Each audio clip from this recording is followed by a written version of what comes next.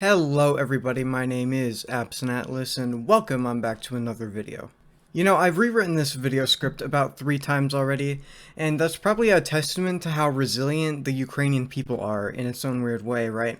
We were expecting, everyone was expecting Ukraine to get their ass kicked by Russia, Russia to completely overrun Ukraine within a few days, right? Yet the Russian army is getting their ass kicked. As of the time of writing this, Russia has yet to take over any major city in Ukraine and has lost about 10 times the casualties, reportedly, of Ukraine, despite Russia being a nuclear power with one of the world's most advanced militaries. Now, a lot of people expected Ukraine to fall just like Afghanistan, right?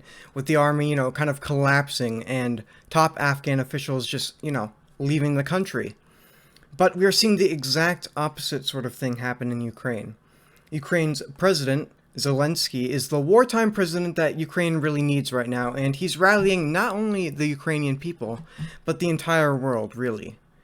When the US, offered him assistance with an evacuation, right, he famously said to, the United States government that he, quote-unquote, needed ammunition, not a ride, right? And goddamn, can we just admire how badass that sounds? Now, you might expect mass desertions from Ukrainian soldiers. After all, the odds are overwhelmingly in Russia's favor. But in fact, Ukraine's resistance is only growing stronger. Ukrainian civilians are arming themselves in defense of their homeland.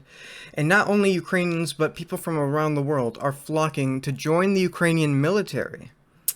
Civilians are popping Russian tires in the streets, and how even grandmas are throwing Molotov cocktails at incoming Russian convoys. It is a sight to behold, man. And while Ukraine soldiers aren't fighting alongside soldiers from any other military, citizens of the free world are doing everything they can to help Ukraine. Hundreds of thousands around the world are protesting the invasion, even in the heart of Putin's regime, inside of Moscow. And due to pressure from citizens of various nations around the world, the once again measly sanctions enacted by the West, they're growing stronger and stronger by the day. The coalition of nations that are supporting Ukraine in their fight against Russia is growing by the hour, right? This list just keeps on growing and growing and growing. Hell, that list might end up to be as long as some of those Russian convoys, right? For example, Elon Musk, he's doing everything he can, and he's working with Ukraine to install Starlink terminals, and what you don't know, that would give them access to one of the world's fastest and most secure internet systems, which is really important in today's day and age. Hacking groups like Anonymous, they're breaching Russian cybersecurity and, tampering with stuff and releasing sensitive information. It is a mess. And, of course, nations around the world, originally they were only sending non-lethal aid because they thought, no one's really going to care about this and we don't want to actually risk war with Russia. But now, in the face of all this protesting from their citizens, these nations are getting ballsy. They're sending what you might call lethal aid, which is aka weapons and shit. They are sending that from around the world to Ukraine, right? Including nations that are traditionally neutral, right? Hell, even Switzerland is putting sanctions on Russia, which is absolutely fucking insane. Switzerland is infamous for being neutral in almost every global conflict, or just any conflict on the European continent in general for the past 500 years, right? Which is really insane. Hell, even the Pope, he hopped a trip over to talk to some Russian diplomats about this shit. He wanted the war to obviously stop, which is unprecedented even for the Pope, right? And even in the United States, which is just about on the brink of civil war, everyone is almost unanimous in saying that Putin is just a fucking ass, okay? Needless to say, Russia is losing pretty badly so far. But to be honest with you, Ukraine is far from victorious at this point in time. Now, the United States Department of Defense is warning Americans that Putin is still sitting on a lot of cards, right? It looks like he's preparing to use them now, right? Because let's be real, he's been absolutely humiliated by this, defeat, right? One of the world's most powerful nations tries to go into Ukraine to take it over. They're getting their ass kicked. They cannot even take over a single major city. Now, a military convoy that is over 40 miles long. It's just a convoy. That's not a road or anything. That's just the entire length of the convoy. It's 40 miles long. It's on its way to Kiev. The general consensus among military experts is that Putin is getting incredibly frustrated with how poor his invasion is going. The implication, obviously, being that Putin is lashing out. Russia is going to be more brutal, violent, more relentless, and they're going to put all their cards down on the table. Or at least most of them. Now, that's not to say it's hopeless, right? Help for Ukraine is arriving by the hour, including all the, help from all those other nations that we've just talked about. And the people, to be honest, with the face of these Russian losses, they're more determined than ever to defend their homeland. But Ukraine's fate is far from sealed, and the war is just starting.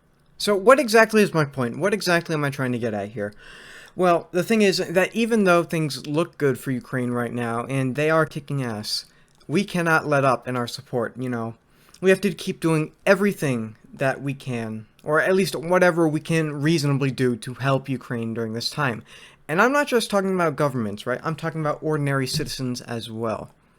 For the first time in the history of war, ordinary people around the world, like you and me, can do something about it, or at least contribute in some way, shape, or form. You've seen the power of crowdfunding, right? You can raise millions and millions of dollars for any cause overnight. And Ukraine's cause against Russia is no exception to that rule. So you may be wondering, what can you do to help? What can I do to help? Well, as always, that always depends on your current situation, and it's always going to vary. There's always the option of donating, of course, right? Money can do just about anything these days. But where should you donate? Well, there are plenty of options. The Ukrainian military actually is accepting donations from anyone around the world. You can wire them money, or you can send them money in various forms of crypto. So if you're good with crypto and stuff like that, go ahead, you can just send the money to them directly. But for the average person, the average person is not very well versed in cryptocurrency, right?